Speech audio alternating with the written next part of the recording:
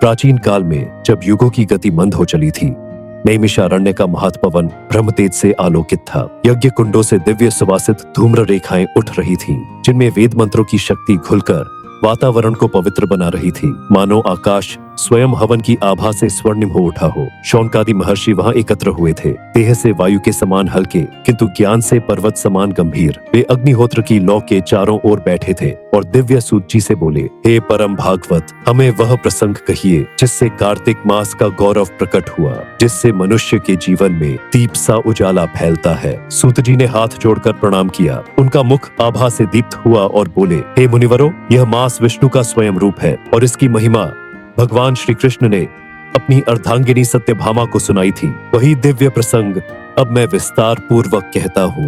One में नर्मदा की धारा धीरे धीरे बह रही थी। हर पत्ता मानो मंत्रोच्चारण कर रहा था और आकाश में गंधर्वगण इस कथा के प्रारंभ की प्रतीक्षा कर रहे थे। द्वारका की शोभा और लीला का आरंभ। सूत जी ने कहा, स्मरण करो सागर से उभरी उस स्वर्ण नगरी द्वारका को, जिसकी गलियां मोतियों से जड़ी थीं और जिनके द्वारों पर रत्न जटित दीप चमकते थे। उस नगर के मध्य राजमहल था, जहां दीवारें मणियों से आभायुक्त थीं और वायु में चंदन की महक के साथ मुरली की मधुर तान तैर रही थी।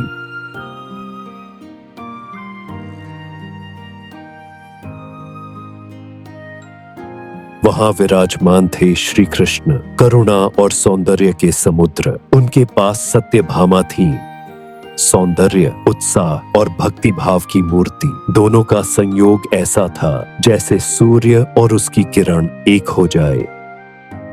उस दिन नारद मुनि द्वारका पधारे थे। वे इंद्रलोक से लौटकर कल्प वृक्ष का दान दे गए, जो आंगन में अंकुरित हो उठा, पुष्पों से लदा, सुवर्ण पर्णों से झिलमिलाता। महल की छत से झरते दीप प्रकाश में वह वृक्ष मानो स्वयं स्वर्ग उतर आया हो।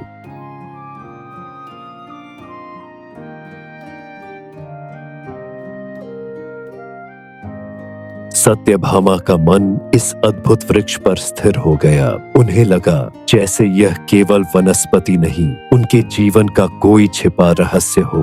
उस क्षण उनके हृदय में तीव्र जिज्ञासा जागी। कौन सा पुण्य ऐसा फल देता है जिससे मनुष्य के द्वार पर कल्प वृक्ष खिल उठे और देवता भी साक्षी बने। कल्प वृक्ष की कथा और देवयुद्ध। सूत जी ने आगे कहा, भगवान श्री कृष्ण ने उस वृक्ष की कथा स्मरण की। बहुत समय पूर्व जब सत्यभामा ने इस वृक्ष की इच्छा की थी, तब प्रभु ने निश्चय किया था कि वे उसे प्राप्त करेंगे। गरुड़ पर आरूढ़ होकर उन्होंने इंद्रलोक की यात्रा की।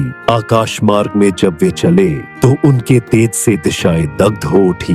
देवलोक के द्वार स्वयं खुल गए। इंद्र अपने सिंहासन पर चकित हुआ। उसने कहा कि यह वृक्ष देवताओं की संपत्ति है और किसी नश्वर लोक को नहीं दिया जा सकता, परंतु श्री कृष्ण का संकल्प देवताओं के संकल्प से भी महान था। उनके मौन ने ही आकाश को विभाजित कर दिया।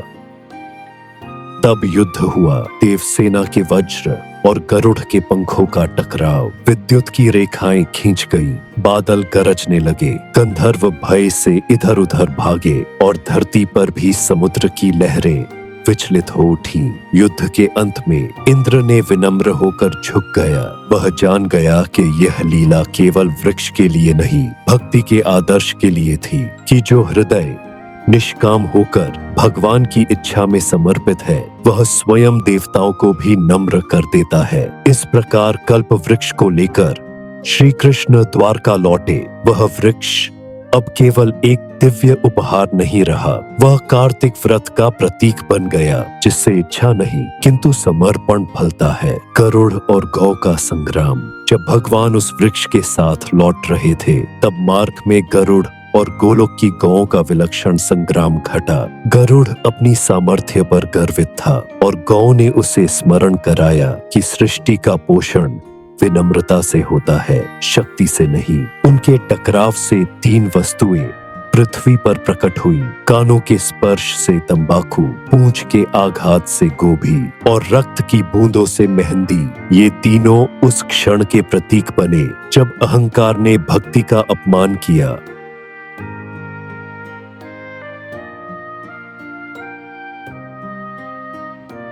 जब युद्ध शांत हुआ, गौ ने गरुड़ को क्षमा की और उनके गिरे पंखों से 3 शुभ पक्षी उत्पन्न हुए, नीलकंठ, मोर और चकवा चकवी। इनका दर्शन आज भी मंगल सूचक माना जाता है, क्योंकि वे स्मरण दिलाते हैं कि जब अहंकार गिरता है तभी सृष्टि में सौंदर्य जन्म लेता है। गुणवती का पूर्व जन्म और सत्यभामा की उत्पत्ति। सूत जी ने कहा कि सत्यभामा का मन इन घटनाओं से अभिभूत था। भगवान के समीप बैठकर उन्हें अपने अस्तित्व का रहस्य जानने की लालसा हुई। तब श्री कृष्ण ने उन्हें मौन में उनके पूर्व जन्म की स्मृति दी, जो आज तक कार्तिक महात्म्य की गाथाओं में कही जाती है। सतयुगांत में मायापुरी नामक पवित्र नगर था। वहाँ अत्रिगोत्रीय देव शर्मा नामक ब्राह्मण रहते थे, जो शास्त्रों के सागर, यज्ञों के पारंगत और अतिथि सेवा में अद्वितीय थे। उनकी वृद्धावस्था में एक कन्या उत्पन्न हुई,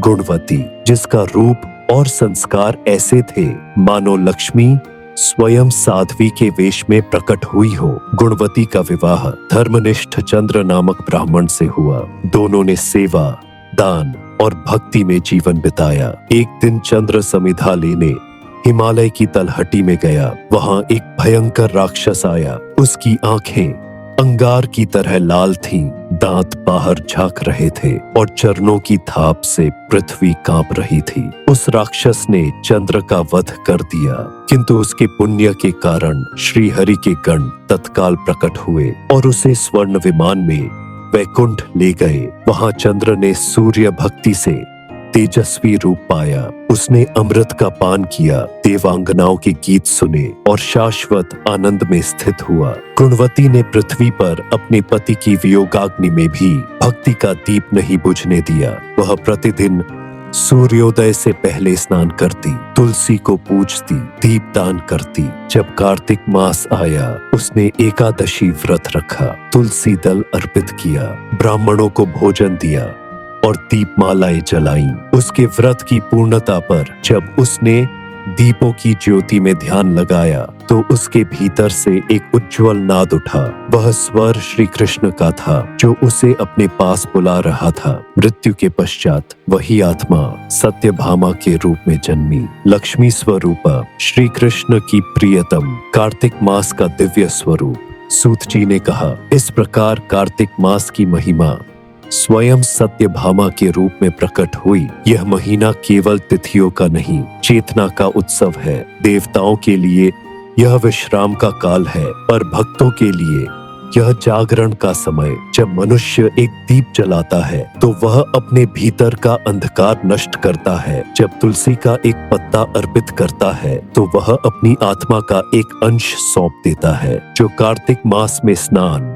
दान, उपवास और दीपदान करता है, वह जन्म जन्मांतर के पापों से मुक्त होकर विष्णु धाम प्राप्त करता है, क्योंकि यह महीना स्वयं भगवान की श्वास में स्थित वह क्षण है जब संसार को पुनः शुद्ध किया जाता है। उपसंहार। द्वारका में उस समय दीपमालाएं झिलमिला उठी, समुद्र का जल शांत हो गया।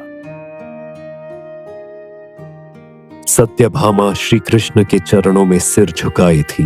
उनके नेत्रों में भक्ति का जल था और महल की दीप ज्योति में वैकुंठ का प्रकाश उतर आया था। सूत जी ने कथा समाप्त कर कहा, जो मनुष्य कार्तिक मास की इस कथा का श्रवण करता है, वह केवल पुण्यवान नहीं होता, वह स्वयं दीप बन जाता है। उसका जीवन दूसरों के अंधकार को आलोकित करने लगता है। ओम तत्सदिति। श्री स्कंद पुराणे कार्तिक मास महात्म्ये अध्यायः प्रथमः। श्री कृष्ण सत्यभामा प्रसंगः समाप्तः।